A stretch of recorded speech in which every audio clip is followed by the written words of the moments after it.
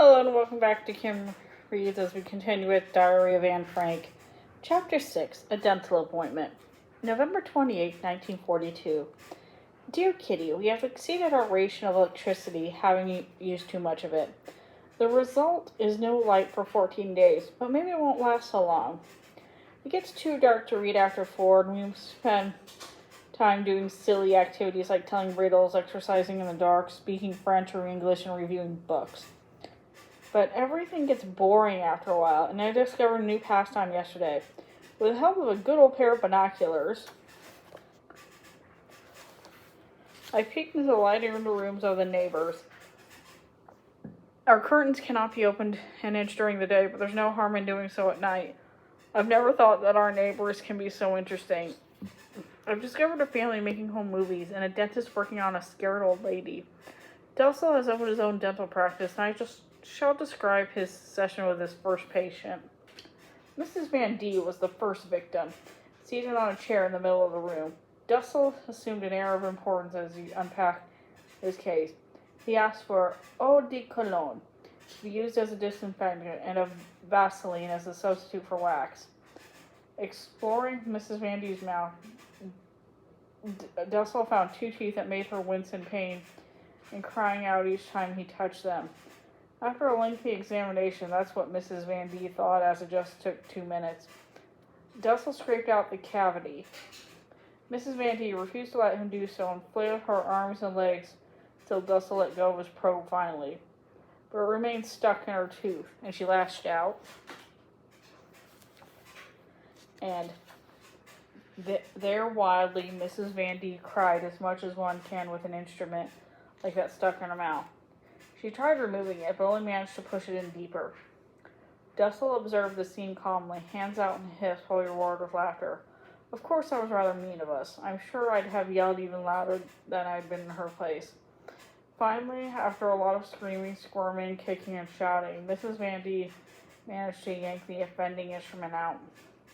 And Delsel carried on working as if nothing had happened. The patient was restless, and I'll bet it'll be a long time till she makes another dental appointment. We have a new pastime, that is filling up packages with powdered gravy. Mr. Kugler still hasn't managed to find anyone to do this job, and it's cheaper if we do it. This is the kind of job they do in prisons. It's terribly boring and makes us dizzy and giggly. Outside, terrible scenes can be witnessed as helpless people are dragged out of their homes and robbed off their possessions. Family members are separated from each other, and the Christians in Holland live in perpetual fear as their sons are being dispatched to Germany. And each night, hundreds of planes fly over to Holland and drop their bombs on various German cities. Countless people are being killed in Russia and Africa, and no one can remain neutral in their conflict. The entire world is at war, and even though the Allies have a slight advantage, the end of the war is nowhere in sight. In comparison, we are rather fortunate and luckier than the others. It is safe and quiet here, and we are using our own money to buy food. But we are selfish as we talk about buying new clothes and shoes after this war is over, when we should really be thinking about how we're saving every penny to help war victims. The children in this neighborhood scamper about in thin shirts and wooden shoes. They do not have caps, stockings, coats. Neither do they have anyone to help them. They chew on carrots to satisfy their hunger pangs and walk in cold. Things in Holland have worsened so much that hordes of children stop on the streets to beg for a piece of bread. I could spend hours describing the misery this war has brought about. That only make me more miserable. All we can do is sit and wait patiently and calmly for this nightmare to end. Jews and Christians waiting together, and so is the entire world. Many are waiting for death. Yours, Anne. January 30th, 1943. Dear Kitty, I'm burning with rage, yet I can't show it. I want to scream, shout, stamp my foot, shake Mother, and cry because of the nasty words she throws at me every day, piercing me like arrows. I want to scream at everyone and say, leave me alone. Give me one night where I don't have to cry myself to sleep. Let me get away from everything. We had a short circuit last night, and apart from that, the guns were booming till dawn. I am still fearful about the planes and shooting, and I still crawl into Father's bed almost every night. If that sounds childish, wait until it happens to you. The ack-ack guns make such a din that you can't even hear your own voice. It is worse in the dark than in candlelight. I was shivering and begged Father to light the candle again, but he refused, as there would be no light. Then there was a burst of machine gun fire, which is 10 times worse than anti-aircraft guns. Mother jumped out of bed, and much to Pim's, Father's pet name's annoyance, lit the candle.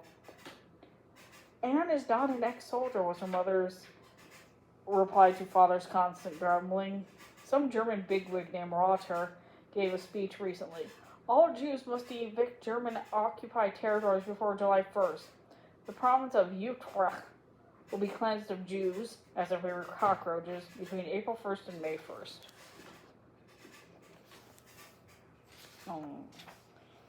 The same holds for North and South Holland provinces between May 1st and June 1st. Imagine these poor people being shipped off to dirty slaughterhouses like a herd of sick and neglected cattle. But I'll be right here as my own thoughts give me nightmares. That's some good news. In an act of sabotage, the labor exchange was set on fire. Then the county clerk's office went up in flames. Men disguised as German police bound and gagged the guards to destroy important documents. Yours, Anne. That's the end of that chapter. See you later.